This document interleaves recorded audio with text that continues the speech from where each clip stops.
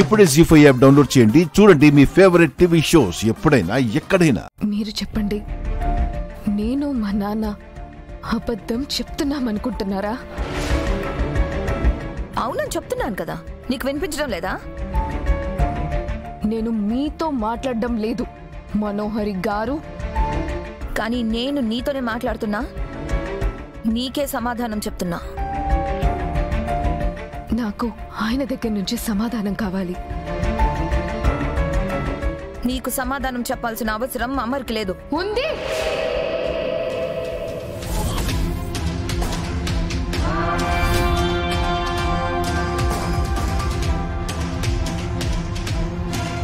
తాళి కట్టిన భర్తగా ఆయనకి బాధ్యత ఉంది. అడిగే హక్కు నాకుంది.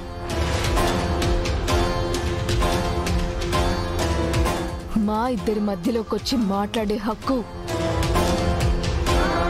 నీకు లేదు.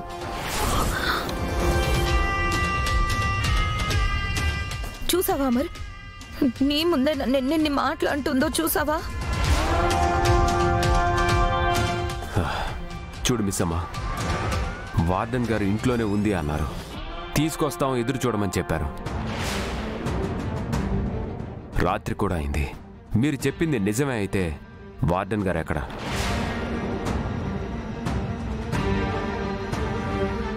అయినా భర్తగా బాధ్యత ఉంది అన్నావు కదా, నీకు హక్కు ఉంది అన్నావు కదా. ముసుగేసుకొని మోసం చేసి పెళ్లి చేసుకున్న నీకు హక్కుల గురించి బాధ్యతల గురించి మాట్లాడే అధికారం లేదు.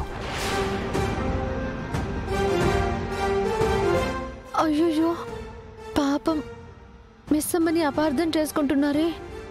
మిస్సమ్మ వాళ్ళందరి దగ్గర తిట్లు తింటోంది.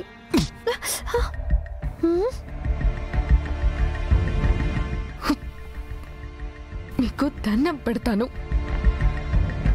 ఈ ఒక్కసారికి ఆ తప్పుని దాటి చూడండి. నిజమేంటో మీకే తెలుస్తుంది. ఎవరి నిజమేంటో నేను ఆలస్యంగా అయినా తెలుసుకున్నానులే మిస్సమ్మ.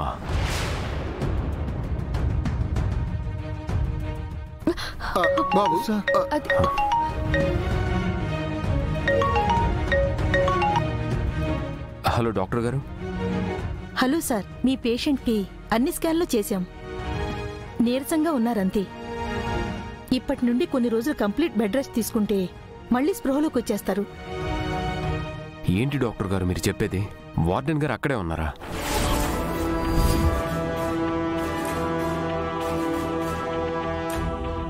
అదేంటి, నిన్న మా నర్స్కి కాల్ చేసి విషయం మీకు చెప్పమని చెప్పానే, చెప్పలేదా? సారీ సార్, మర్చిపోయినట్టుంది. అసలేమైంది? ఆవిడ హాస్పిటల్ నుంచి ఎవరినో కలవాలని వెళ్లారంట. మళ్లీ నీరసమై తనకి కళ్ళు తిరుగుతున్నాయని ఆవిడ నిన్న సాయంత్రమే హాస్పిటల్కి వచ్చేశారు. అదే నర్స్ని ఇన్ఫార్మ్ చేయమని చెప్పా. మా నర్స్ పొరపాటుకి నేను క్షమాపణ అడుగుతున్నాను సార్. ఇట్స్ ఓకే డాక్టర్ గారు. అయితే ఆవిడ నిన్న నైట్ నుంచి హాస్పిటల్లోనే ఉన్నారా?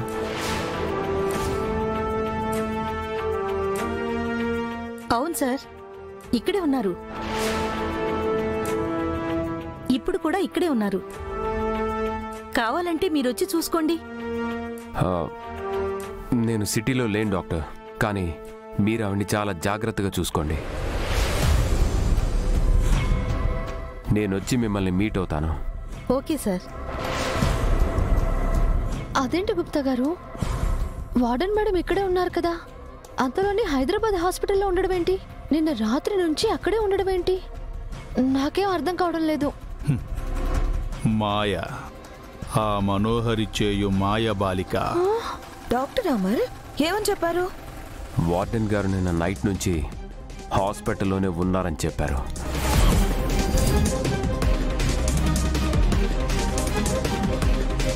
నీరసంగా ఉండటం వల్ల స్పృహలో లేదు అని చెప్పారు.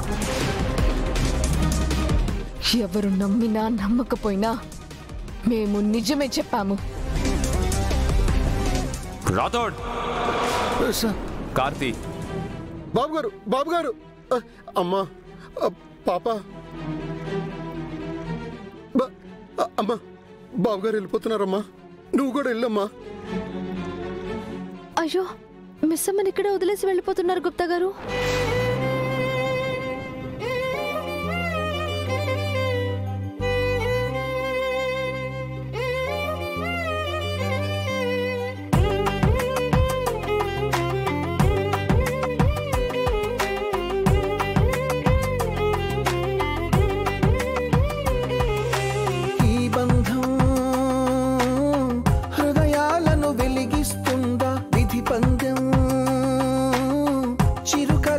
చిదిమేస్తుందా ఓ దైవమా, ఎన్నాళ్ళీ నీ వింత పంతం వెలిగించవా ఈ మమతల గోరంత దీపం.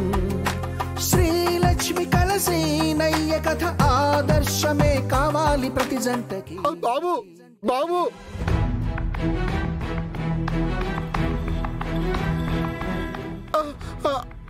అమ్మా, ఏంటమ్మా, ఏంటి నువ్వు ఇలా, ఏంటి మొండితనం? అయ్యింది, ఇది అయిపోయింది. నేను వెళ్ళి లగేజ్ తీసుకొస్తాను. లాస్ట్ బస్ కన్నా తీసుకెళ్ళి నిన్ను వదిలేసి వస్తానమ్మా. వద్దు నాన్న.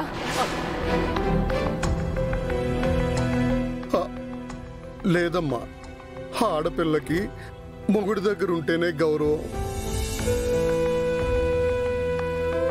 పుట్టింట్లో ఉంటే అత్తింటి వారి మర్యాద పోతుంది.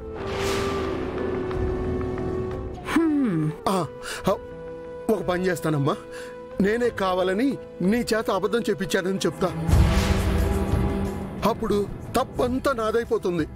సరేనమ్మా? లేదు నాన్న, లేదు. నాకు మెట్టినింటి గౌరవంతో పాటు పుట్టింటి గౌరవం కూడా ముఖ్యమే.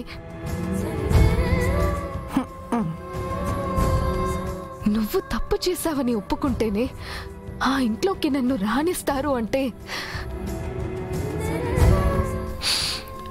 ఆ ఇంటికి నేను వెళ్ళను.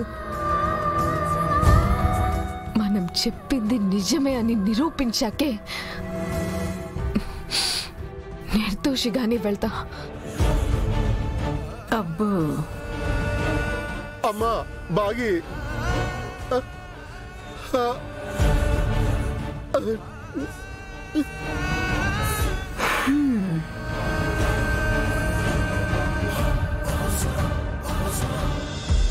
ఆహా, ఎలా కదా ఈ ఇంటిని చూడాలనుకున్నాను. ఈ తండ్రి కూతుళ్ళు ఎలా ఏడుస్తూ ఉంటే చూడ్డానికి ఎంత మంచిగుందో. ఇవాళ నాకు ఇష్టమైన తిండి తిని ప్రశాంతంగా నిద్రపోతా. చూసారా గుప్తా గారు, నిజంతో వచ్చే ధైర్యం ఎలా ఉంటుందో. మీరు నాకు ఇచ్చిన ఈ గడువుని, చేసిన సాయాన్ని నేనెప్పటికీ మర్చిపోలేను గుప్తా గారు. మనోహరి అంతం మొదలైంది. మనోహరి నాకు చేసిన అన్యాయానికి లెక్క తేల్చుకునే ఇక్కడి నుంచి వస్తా.